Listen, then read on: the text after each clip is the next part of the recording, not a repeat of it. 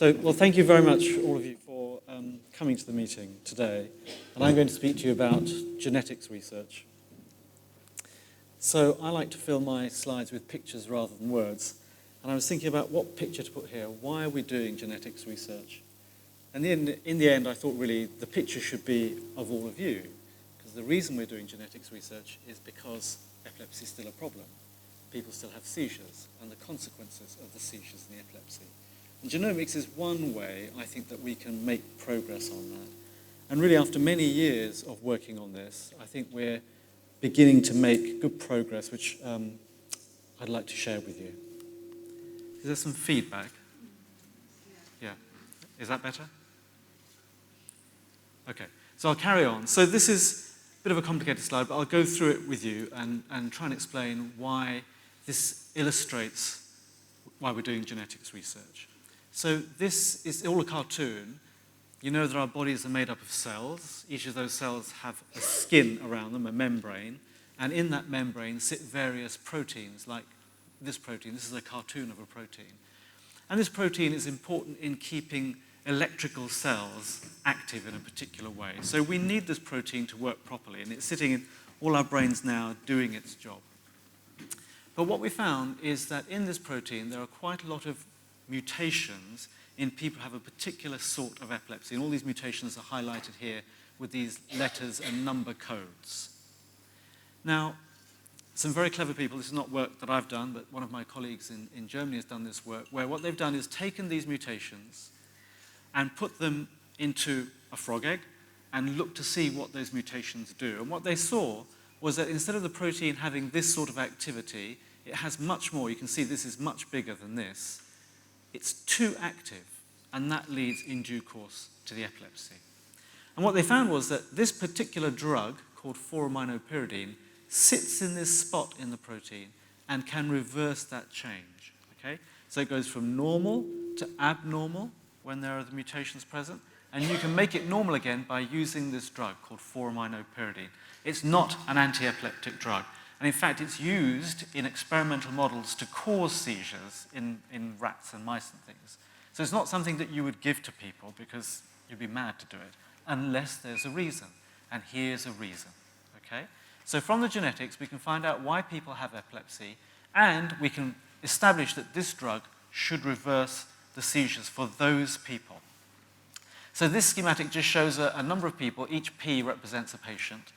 And this is when they were exposed to this drug.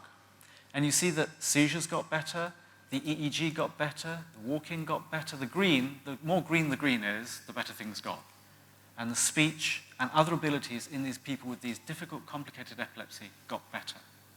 But it isn't all plain sailing, and that's one of the messages I want to give today, which is that it is complicated, because this is my patient who's got one of these mutations. Actually, he's got this mutation here. And in his case, things got worse. They should have got better, because that's what the experiments in the dish showed, but they got worse. So he's the only person here for whom things got worse. And we need to understand why that happened. And that's part of the genetics research. So it's genetics that has got us to this point, and to this specific precision treatment for this type of epilepsy, which is governed by this sort of mutation in this gene. So this is what we want to do, really. We're using genetics now at this time because we can, because we've got the technology. Here's somebody who's had epilepsy for 20-odd years, and at each step of their life, we've tried to give them precision medicine. We've tried to give them the best treatment that we can. So 20 years ago, it was the best medical treatment, and then finally surgery, and he had intracranial EEG recording. Then he had a piece of brain removed. His seizures got better for a little bit of time, but then they came back. And finally, we were able to do some genetics, which identified exactly why he has epilepsy. He's got this funny thing in his brain, but that funny thing in his brain is caused by a change in one of his genes. And so now we can think about a precision treatment guided by his genetics. But what we want to do is not to have to wait 20 years to do that. We want to get to that point now. We want to start using genomics now for as many people with epilepsy as we can, because sometimes it can give you an answer that can lead to a treatment. Not all the time, but sometimes. So here's a slide with some more words. Why are we doing genetics research? Well, we're doing it because we want to try and identify the cause of a person's epilepsy. It's not always genetic, but it can be. And in doing that, we can end what people have called the diagnostic odyssey, doing test after test, a lumbar puncture, a muscle biopsy, trying to work out why somebody's got epilepsy. And in doing so, we might, of course, also identify the right treatment for that person with epilepsy. Not for everybody. This is not a magic bullet, but it can, for some people, be the right thing. And also, it can help us work out which side effects people might get, and so we know which drugs we should avoid, not just the ones that we should use. And sometimes it can help work out other risks that that person with epilepsy might face. And it can tell us more about epilepsy in general and guide us to new treatments and maybe even one day to prevention. So that's why we're doing it. Now, the challenge, of course, is to actually get it done. So we're working with lots of different people to try and make this happen. It's one of the Society's big aims, I think, to try and get this more and more into clinic, as we did with MRI. And one of the ways we're doing this is to work with Genomics England. You've probably heard of this, and I suspect that many of you in the audience are actually taking part in this project through our own genomics research. And we've submitted samples from about 1,100 people with epilepsy into the 100,000 Genomes project, which is actually one of the few times that epilepsy has been properly represented in this kind of project.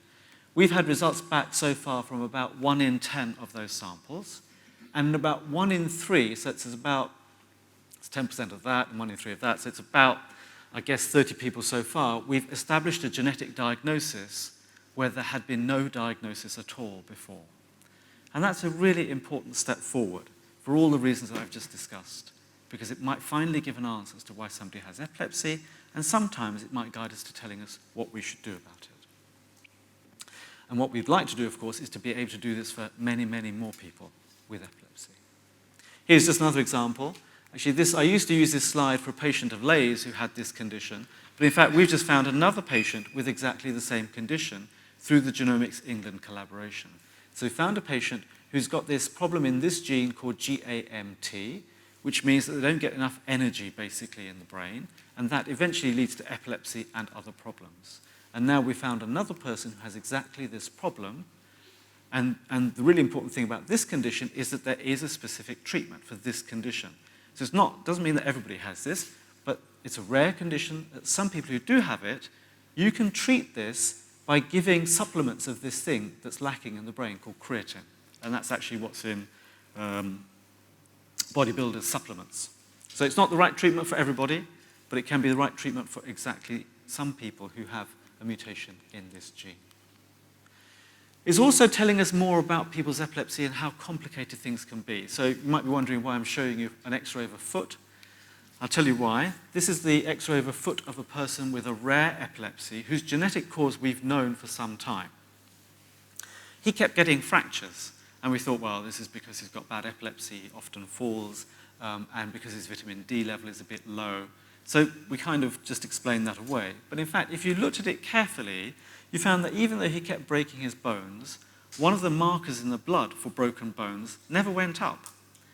And it was only more recently we paid attention to that and looked into his genetics in more detail and found that he's got an entirely separate genetic condition, which might not have come to light at all had he not kept getting fractures from his epilepsy.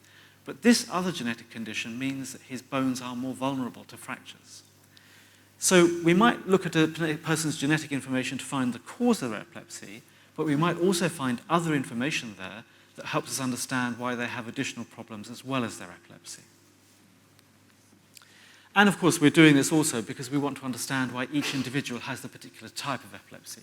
So you might know Aidan, you've seen him probably on our website, and I don't know if his parents are here today, but they very kindly agreed to allow me to show Aidan's picture.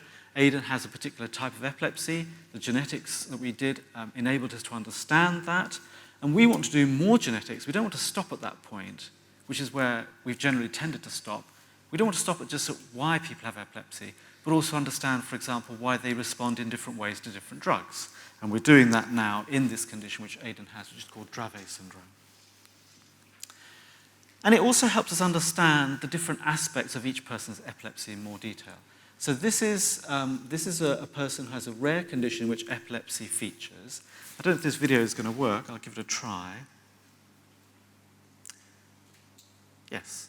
So you might see that this person is having a type of attack. Now, this is not an epileptic seizure. It's not another type of attack she has called hemiplegic episodes. It looks like somebody who wants to lie down on the floor, and that's because she's fainting. And she's fainting because the rare condition she has, which is due to mutations in this gene, also affect the way her heart works. So this is a piece of heart tissue, not obviously from her, but from an individual who had a heart transplant. And you can see that the protein that's not working properly, which is this protein, it's not working properly in her brain, is also not working properly in her heart. It's in her heart. It's not working properly there. And so she keeps getting episodes where her heart doesn't beat properly and she faints. Okay? And this is helped, we're helped to understand this by understanding the genetics, because we know what gene is at fault, and we know that gene is also working in the heart and not just the brain. And so when we did a study of the heart in people with this condition, we found that a number of people with this condition had problems with the beating of the heart. So this is the kind of thing you see in teledramas where someone's in a hospital bed and you're listening to the ECG and then it suddenly stops. Okay, so this really happens in people with this condition. And we're now beginning to be able to understand the additional features that sometimes we see in people with different sorts of epilepsy. And this is being informed by the genetics research, because the genetics is telling us that in this person with a mutation in this gene, you should also look at the heart or the kidneys or the skin or some other part of the body. And one of the really great things that genetics is doing is to bring people together.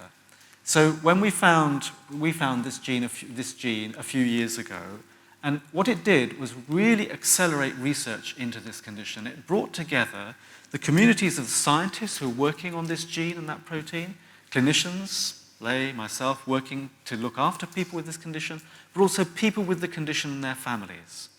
So this condition is called alternating hemiplegia of childhood. It's a rare thing, but there are lots of little organizations across lots of countries that are really driving forward the research. And we have these annual meetings, which is one of the best things I do, actually, because you really get to see people who have the condition, understand what problems they have. And that really drives the research forward. So the scientists say, we've got this mouse model of this condition, it does this funny thing, is it relevant? And the parents say, we've never seen that, forget it. Or they say, oh yes, our children all have this, you really need to look into it. And so we really bring people together.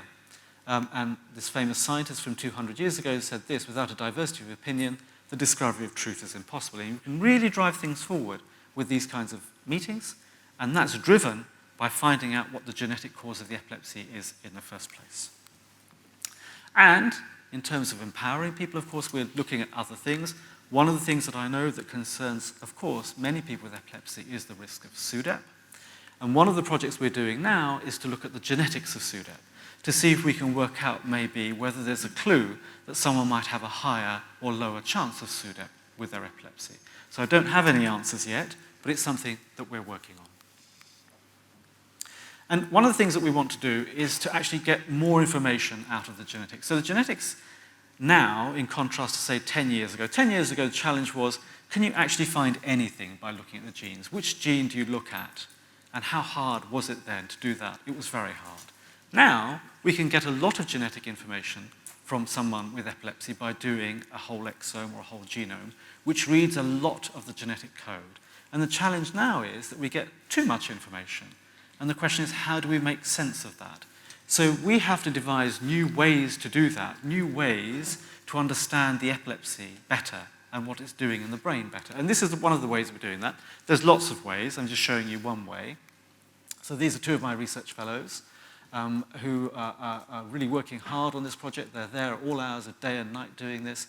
And what they do is to use this equipment. It's called transcranial magnetic stimulation. So what you do is you hold a coil of wire over the head, which is what's being done here, and you pass a current through this coil of wire, and that generates a magnetic field which goes through the skull, no pain, no needles, and it stimulates the brain, and that in turn causes a reaction. And the reaction might be in the brain, or it might be in a muscle of the hand. And you can record that. And so you get an idea of what's going on in the living human brain in somebody who's either healthy or or might have epilepsy or another condition, and you can actually begin to see what effect the genetics is having actually on the brain itself.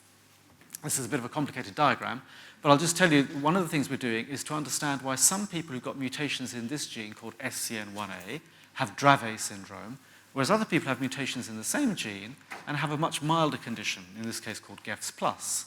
And this test is helping us to see that there is a difference. So people with Dravet syndrome, when you do this particular test, you look at it in particular ways and set the dials in particular ways, you find that they will have a value for this particular measure that we're looking at that's more than 1. So all of these values are more than 1, whereas these people who've got the less severe condition called GEFS+, the value is less than 1. So we're actually being able to measure what's going on inside the brain and use that information to help us understand what the genes are actually doing. It's fine finding the gene, but the next challenge is to understand what that gene mutation is doing. And this is one of the ways that we can do that. And there's another video I've got here which I hope will work. So this is doing the same thing, stimulating the brain and seeing how it responds. One way to understand this is if you imagine a bell in a church tower. Okay, so the bell is periodically rung and you get a lovely tone that spreads across the countryside. But if that bell has a crack in it, you can tell that very quickly because the sound that you get is not the same. It's not that pure, beautiful tone. It's something much less attractive. And so this is the same thing. What we do is we stimulate the brain here, and then if you like, we listen to its electrical humming using EEG. And so you get this picture of what happens, and you can see, hopefully, I hope, yes. So you can see this is how the brain's responding. The different colors tell you about different aspects of how the brain's responding to that stimulus that we're giving. And so by doing this, we can understand more about what's going on inside the brain as a result of a mutation that might be causing somebody's epilepsy. And that, in turn, can help us understand more about why that person has epilepsy and maybe which drugs might or might not work. Because you can give somebody a drug for epilepsy and try the same test again and see if you can make that noise that sounds like a cracked bell into a noise that sounds like an intact bell. I'm not going to go through this in detail, but genomics is just one part of what we're trying to do. It's an important part, and it's the next big step in epilepsy like MRI was 20 years ago. But one of the things that we want to do is to put all of these things together. So we want to put the genomics and the imaging all together because that can help us understand other aspects of the epilepsies.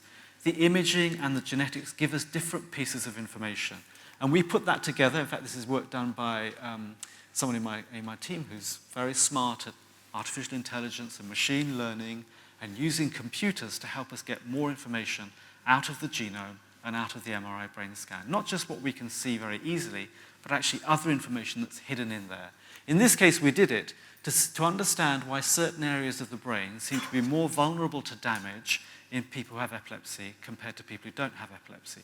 And it looks like one of those features is because of a particular group of cells, which we call microglia, which are part of the body's immune system. So it looks like the immune system might have something to do with some aspects of the epilepsies. Not for everybody, and it doesn't mean that we have an instant treatment, but this is a way forward to understand more about what's going on. And we only got there by combining imaging with genomics. So there's lots of work going on. I just wanted to give you some examples of that. I haven't really got time to show you all the different projects that are going on and all the different things that we're doing. But our aim really is to bring genetics into clinical practice. We're not there yet. We can do this to an extent with the different collaborations that we've got. We are running an epilepsy genetics clinic at the moment. It's probably the thing I enjoy most in my working week is an epilepsy genetics clinic where people come with either a genetic diagnosis or thinking that there might be a genetic diagnosis. And this clinic is run by me and one of my colleagues and also a clinical geneticist, someone who understands genetics from a different perspective. And together we see people who have a genetic epilepsy or we found a cause of their epilepsy, and we talk about what that means and what that might mean for treatment and for the rest of the family. So we've got a lot of work to do there because at the moment we can only see 8 people a month in this clinic. we really need to build that up because there are a lot more people with epilepsy and genetic epilepsy for whom this clinic might be useful. But it seems to help. We've got some nice ratings for how people find this clinic, and I hope that it's something that we can develop as we find more and more genetic causes of the epilepsies. So I'm just going to finish with one last thing. We have to think about how all of the work we do is set in the real world. It's not just in a laboratory, but it's in the real world. And one of the things that you might have heard a lot about is climate change. Now you might think, what's this got to do with epilepsy? And actually, I think it's got quite a lot to do with epilepsy. This is a complicated picture, but I'll just take you through it. So as climate change goes on and the weather gets hotter, there's a lot of work being done to show, for example, that mosquitoes that only live in parts of the world like this at the moment will spread to other parts of the world. And these mosquitoes can spread diseases that cause epilepsy. And we know that as climate change goes on, we're losing diversity, we're losing plants, we're losing trees. Some of these plants might hold the clue to the next drug for epilepsy. So there was actually a plant in the Cameroon here, okay? So there was a research person who went from the Cameroon to Norway to do her research on epilepsy. And she said, there's a family member of mine who uses a leaf from a plant in the Cameroon and it stops his seizures. And so her supervisor said, okay, well, let's test this, shall we? Let's see if it really is the case. So they got leaves from this plant, they extracted some chemicals from it, and they showed, I won't go through it in detail, but they showed actually that it did have properties that stop seizures. Now, if climate change continues and we lose these plants, we might lose the next drug for epilepsy. And one of the things that's interesting is, so these bars, these blue bars, are the average amount of carbon that each of us emits. So in the UK, we emit about 5.9 tons of carbon each year. The red bit is the extra that I was responsible for flying to conferences for epilepsy. And here's one of my colleagues in Australia. The average Australian emits 17 tons of carbon a year. She has to fly, of course, to conferences, so she doubles her carbon emissions. You might say, why is this all relevant to people with epilepsy? Well, not only because it might increase the range of causes, it might lose us important drugs, but also because there are some epilepsies, and some of you might have this experience, where high temperatures make the seizures worse. So Dravet syndrome is a very good example, but there are other examples. And this is a schematic that shows actually that the protein that's mutated in Dravet syndrome works much less well when the temperature goes up. So we have to be thinking about this kind of thing because I think it is important that we're sustainable in what we do. And so the Society is very kindly supporting one of the things we're doing, which is called Epilepsy Climate Change. And we're trying to look at this, trying to do more research into this, and trying to increase awareness about this. And genetics feeds into this because it tells us which people's epilepsies might be more susceptible to changes in the climate, to warming of the climate. So I'm going to stop there. Well, actually, I'm not, because I'm just going to say one last slide before I get my red card, which is that it isn't all plain sailing. I wouldn't want you to all go away and think genetics is the answer. It might be for some people, but it is not straightforward. Things can really get complicated. I've only been able to give you a very small view on what we're doing. I can tell you it's usually a lot more complicated. And finding the genetic cause ends one journey, but it starts another one. And that's something that I think we've still got to learn to manage. And there isn't always an exact treatment available. There is for some people, but there isn't for other people. That's a huge new area that's opening up. We need to find the drugs that work for each individual epilepsy because of its genetics. We don't always have them. And sometimes the genetic cause isn't obvious. We can do all the genetic tests we want, and we can be convinced that someone's got genetic epilepsy, but we sometimes still don't find the answer. We have to look harder. And sometimes, of course, making a genetic diagnosis has unwanted effects. Sometimes it has psychological effects that people aren't always prepared for. So we have to think about all of these things and look at it in the round. So I guess what this tells us is there's much more work to do. But it's really great to be working at the society where we're able to do this kind of work. And what's really great is working with all these young people whose brains are bigger and smarter and faster than mine, and they are the people who are all doing the research. So thanks to all of them. Thanks to the Society, because without the Society's support we couldn't do this. And thanks especially to all of you for supporting our research and for taking part in our research. We couldn't do it without you. So thank you very much.